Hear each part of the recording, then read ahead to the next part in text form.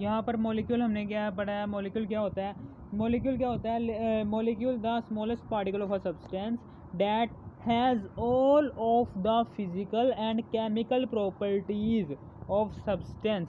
यानी कि नीचे भी हमने यही लिखा है कि जो सब्सटेंस की तमाम प्रॉपर्टीज़ अपने अंदर रखता हो उसे कहते हैं मॉलिक्यूल्स।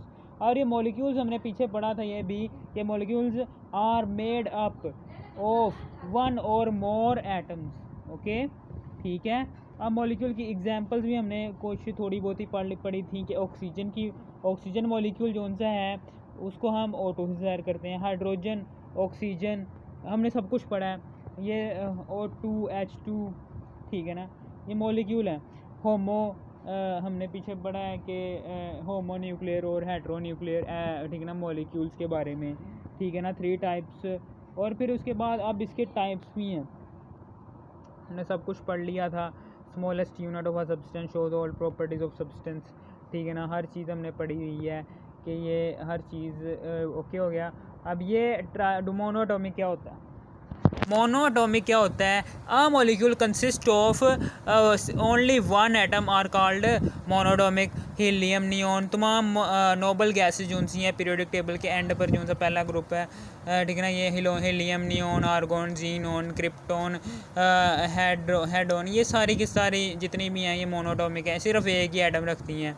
फिर डायएटॉमिक मॉलिक्यूल क्या होते हैं, ऐसे molecule, a molecule consist of two molecules are called diatomic molecules. इसमें हाइड्रोजन, ऑक्सीजन, क्लोरीन आ जाती है, HCl आ जाता है। इसमें भी HCl में भी एक हाइड्रोजन का और एक क्लोरीन का है। ट्राइएटॉमिक में क्या होता है, a molecule that consist of 3 atoms, 3 molecules are called, 3 atoms are called triatomic. इसमें क्या होता है, CH4 है, 3 एटम्स, ठीक है, 3 और मोर एटम्स, ट्राइएटॉमिक। ओके, जो सिर्फ और सिर्फ 3 एटम से मिलकर, 3 मॉलिक्यूल 3 एटम से मिलकर बना हो, ठीक है, उसे कहते हैं ये, ठीक है ना, ये कहते हैं। इसमें 3 हो, ये सॉरी ये HCl जो सा है ना, ये HCl, इसमें 2 हैं, HCl में 2 हैं, ठीक है, इसलिए ये नहीं है, इसलिए यहाँ पर हाइड्रोजन साइनाइड आ जाएगा, ठीक है, हाइड्रोजन साइनाइड, H2O, CO2, ये रहने दो अभी, ये मैंने गलती से लिख दिया है। H2O मैं वैसे ही बताता हूँ, H2O पानी आ गया, CO2 कार्बन डाइऑक्साइड आ गया, और फिर HCN hydrogen cyanide, hydrogen, carbon, nitrogen, ये तीन एटम्स मिलकर हाइड्रोजन साइनाइड बना रहे हैं, HCN। ओके, फिर ओजोन आ गया, ओजोन भी है बीच में, ठीक है, ओके हो गया, हमने ये पढ़ लिया। ओजोन हमें पता है कि O3, O लिखकर नीचे 3 लिखना है बस, ये मैंने गलती से लिख दिया है, CH4, H2SO4, C6H12O6, ये तो हेट्रोएटॉमिक थे। होमोएटॉमिक ऐसे मॉलिक्यूल होते हैं कि a molecule consist homo same, a molecule consist same atoms are called homoatomic molecule. P4 phosphorus, S8 sulphur, ozone O3, ठीक है ना, O3 को ट्राइएटॉमिक भी कहते हैं, ट्राइएटॉमिक, इसमें 3 है। फिर H2 हाइड्रोजन। हेट्रोटॉमिक ऐसे मॉलिक्यूल होते हैं, आ मॉलिक्यूल डैट कंसिस्ट डिफरेंट, ठीक है ना, डिफरेंट एटम्स, यानी कि इसमें एटम्स सेम नहीं होते, ठीक है, डिफरेंट काइंड ऑफ एटम्स, ठीक है, समझ आ गई। NH3 अमोनिया, H2O पानी, वाटर, CO2 कार्बन डाइऑक्साइड, ये डिफरेंट हैं, ओके, इसलिए हेट्रोटॉमिक आ गया। एवोगैड्रोज नंबर नीचे दिया हुआ है, एक एवोगैड्रोज नंबर, ठीक है, एवोगैड्रोज नंबर क्या होता है सर, मुझे नहीं पता सर, एवोगैड्रोज नंबर क्या होता है, मैं बताता हूँ। एवोगैड्रोज नंबर जो सा होता है, ये 6.02 मल्टीप्लाई बाई 10 की पावर्स माइनस 10 की पावर्स 23 पार्टिकल्स होते हैं। एवोगैड्रोज नंबर में इतने पार्टिकल्स होते हैं, 6.02 मल्टीप्लाई 10 की पावर्स 23 पार्टिकल्स होते हैं, और इन पार्टिकल्स को एवोगैड्रोज नंबर को ज़ाहिर करते हैं Na से एवोगैड्रोज नंबर को ज़ाहिर करते हैं, और 1 मोल एज 12, यानी कि मेरे कहने का मतलब ये है कि, ठीक है ना, कोई सा भी आप कोई सा भी एटम ले लें, उसका 1 मोल अगर आपने अगर उसका 1 मोल की बात अब वही है, ठीक है, पहले भी हमने पीछे पढ़ा था, पीछे पढ़ कर आए थे मोल, मैंने कहा मैं आगे बताऊंगा आपको। 1 मोल किसे कहते हैं, जिस भी एटम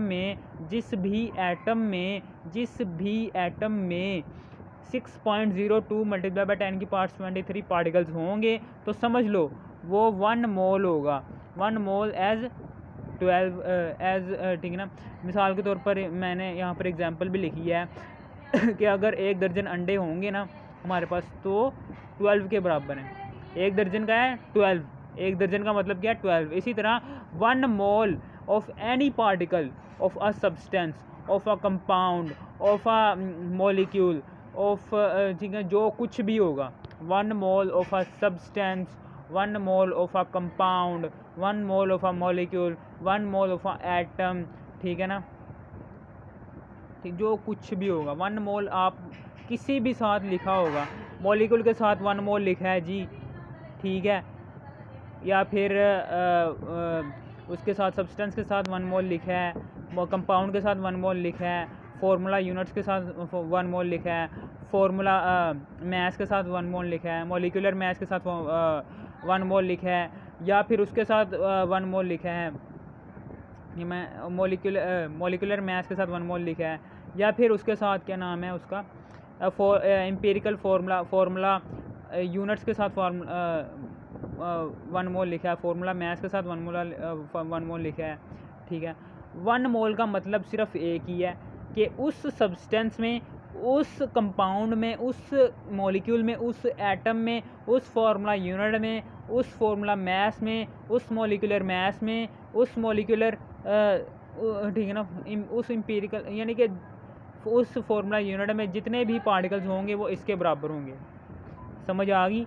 आपके यहाँ पर एक लफ्ज़ इस्तेमाल हो गया फार्मूला मैस। फार्मूला मैस का मतलब है जी मॉलिक्यूलर मैस, मॉलिक्यूल का मैस, ठीक है ना। और फार्मूला यूनिट का मतलब क्या है? कंपाउंड का मैस, ठीक है। समझ आ गई आपको?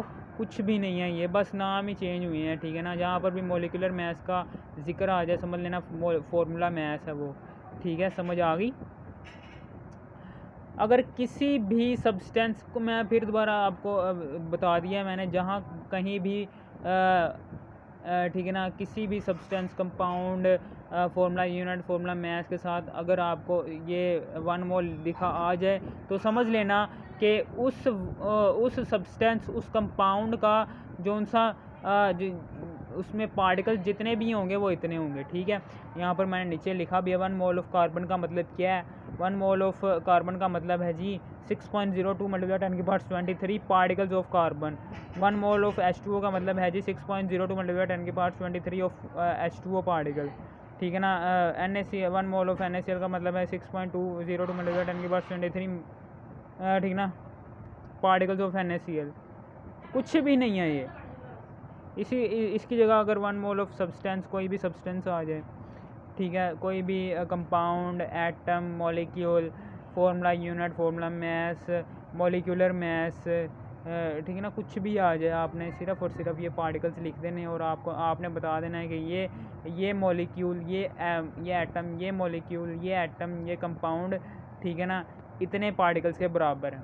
समझ आ गई? मैं बार बार बात इसलिए बता रहा हूँ ताकि आपके जहन में पक्की हो जाए, ठीक है ना, कि इसका मतलब यही है। अब ये H2O क्या होता है? ये जोन सा H2O है, मिसाल के तौर पर ठीक है ना, एक आ गया जी 1 mole of H2O। 1 mole of H2O का क्या मतलब है? 1 मोल ऑफ H2O का मतलब ये है कि अब हमने इसके, यानी कि मिसाल के तौर पर वो कह रहा है जी पानी है, उसमें 1 मोल पार्टिकल्स निकाल लो, ठीक है ना, 1 मोल पार्टिकल्स निकाल लो। अब हम निकाल भी सकते हैं कि ठीक है ना, कैसे निकालेंगे कि सबसे पहले तो ये 2 हाइड्रोजन है, हाइड्रोजन के कितने? 2 हैं, ठीक है ना, हाइड्रोजन के कितने हैं? 2 है ना एटम्स, तो 2 को मल्टीप्लाई करेंगे इतने पार्टिकल से। हमने 1 मोल निकालना है ना, 1 मोल निकालने के लिए हमें पता है कि 1 mole is equal to 6.02 multiply 10 की पावर 23 होगा। तो हाइड्रोजन के दोनों एटम्स को 6.02 मल्टीप्लाई 10 की पावर 23 से मल्टीप्लाई कर देंगे।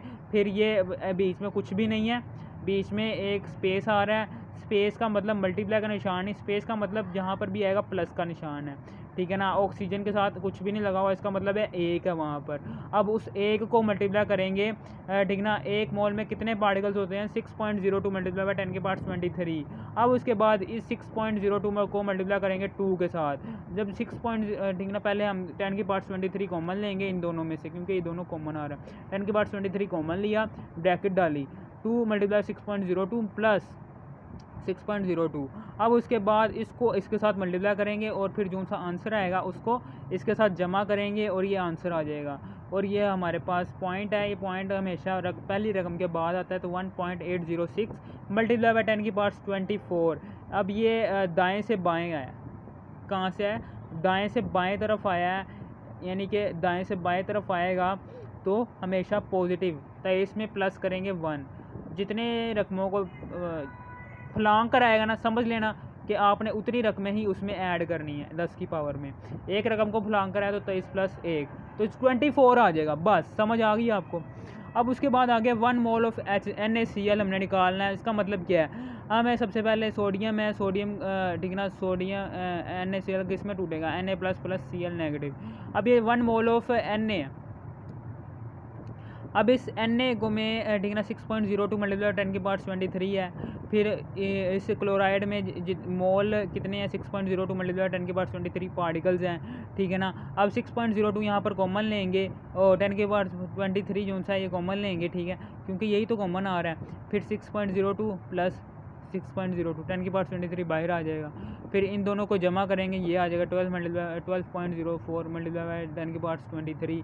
अब ये पॉइंट जो सा है पहली रकम के बाद आएगा, 1.204 मल्टीप्लाई बाय 10⁻24। दाएं से बाएं गया है, तो इसका मतलब क्या है कि इसमें 1 ऐड करेंगे तो 24 आ जाएगा। ये है, बस समझ आ गई आपको।